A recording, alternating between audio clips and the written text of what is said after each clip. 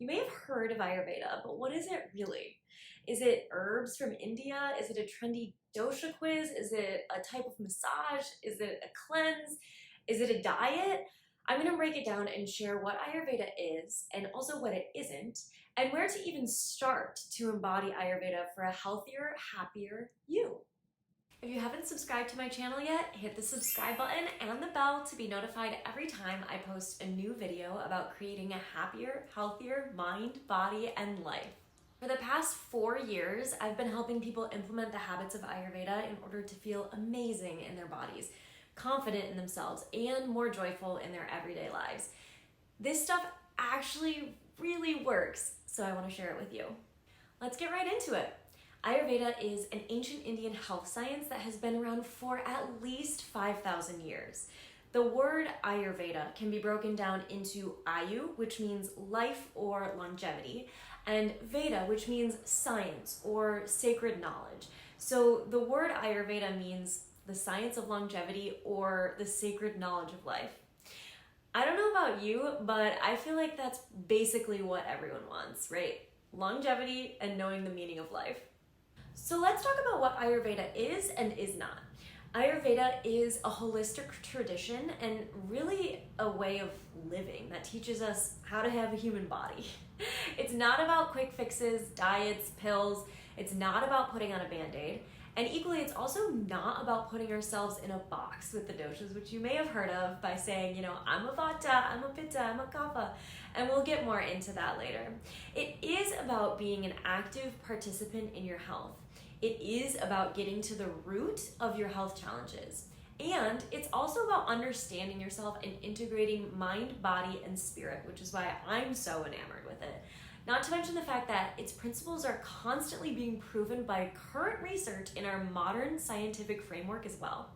In Ayurveda, the word for health is called svastha in Sanskrit. This is the language of ancient India, which is where Ayurveda originated. The definition of health, or svastha, is the state of being in which body, mind, soul, and senses are in blissful equilibrium. There are several requirements for svastha, and those are an established sense of self, a balance of the doshas, properly formed dhatus or bodily tissues, efficient elimination of waste, well-functioning bodily processes, and my favorite, a blissful mind, soul, and senses. Can you imagine if those were the requirements for health nowadays? Note that this is not about looking a certain way, and it is also not about the absence of disease. It's about feeling really good, physically, mentally, emotionally, spiritually. Talk about holistic. If you're excited about Ayurveda and you want your body, soul, and senses to be in blissful equilibrium, hit that like button below. So before we go further, I do want to identify that this is just the introduction. We're only going to look at a small portion of Ayurveda in this video.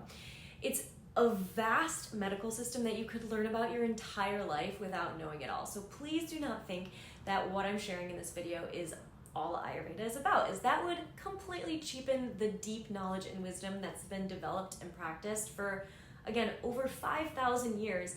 And then it was also censored for hundreds of years with the arrival of colonization. So let's honor this really amazing medical system and express gratitude for the people who came before, as well as honoring the oppression that it faced due to some of the different power dynamics and appropriation of Ayurveda. In some cases, the doshas have also been cheapened into a classification tool without acknowledging that there's much more to it than a list of do and don't behaviors and foods and exercises and all these things that are based on our mind-body types. And then in other cases, Ayurveda has just become a way to prescribe herbs, just like drugs, rather than focusing on finding the root cause of the disease, which is really so central to the philosophy of Ayurveda. These types of things not only appropriate Ayurveda, but they also don't actually serve our long-term health through practicing this cheapened form. So how do we actually practice Ayurveda today? There are so many different aspects of Ayurveda, but the cool thing is that you don't actually need to know all of the philosophy behind it to start benefiting from it right now.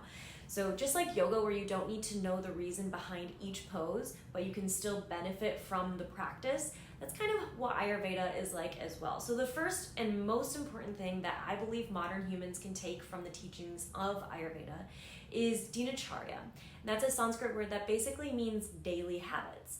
Because without the daily habits of Ayurveda, all of the other stuff is much less effective. You know, balancing the doshas, taking Ayurveda herbs, getting an Ayurvedic massage, doing an Ayurveda cleanse, the list goes on and on. So the habits of Ayurveda are the foundation for svastha. Remember that word? Svastha means health.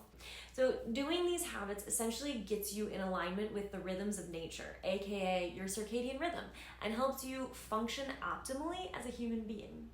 So the habits are also the foundation of the work I do with my clients. If you're interested in working with me on these habits and actually putting them into place in your life for the long haul, click the link below to check out my Happy Healthy Habits program. I won't go into every single habit in this video, but I will tell you that the habits include sleep hygiene, eating for optimal digestion, starting your day right, exercise, sense organ care practices, and mindfulness. All of the things that now modern science is like, yeah, okay, we can get behind that now. And let me tell you, when you get these habits down, you feel incredible. You're well rested, energetic, you get rid of those digestive issues that are plaguing so many of us. You feel more vibrant and capable of doing the things you really want to do in your life. You get sick less often, your emotional resilience increases, you have better relationships. This stuff really actually works. And once you have those habits down, and even while you're implementing them, you can also really experiment with the other things Ayurveda has to offer. The biggest thing for making a difference in your day-to-day health, happiness, and life is going to be balancing your doshas. So while you're getting the habits down, and once you have them down, you can tweak each habit to balance whatever dosha or doshas get out of whack for you. So for example, you might use the habit of exercise to balance kapha with some high intensity interval training, or you can use exercise to balance pitta with a bit more restorative exercise. You might also use the habit of self-massage to balance kapha with dry brushing, or balance vata with warm sesame oil. Right? You might also learn about different types of foods that can balance each dosha so you can optimize for your own personal digestion. The doshas are a really fun way and effective way to tailor Ayurveda and the habits to your own specific needs. This is another area where Ayurveda really stands out. So instead of saying there has to be a one-size-fits-all approach, Ayurveda says that we're all different, and with different constitutions, different imbalances, and what's beneficial for one person in one moment might be harmful actually for another person in another moment. That's where the study of the doshas comes in, and it's really fun to get into them and learn about ourselves from this new framework. So there are going to be a lot more videos to come on this specific topic. Some of the other areas of Ayurveda include panchakarma, which is a form of cleansing and detoxifying that's specific to Ayurveda.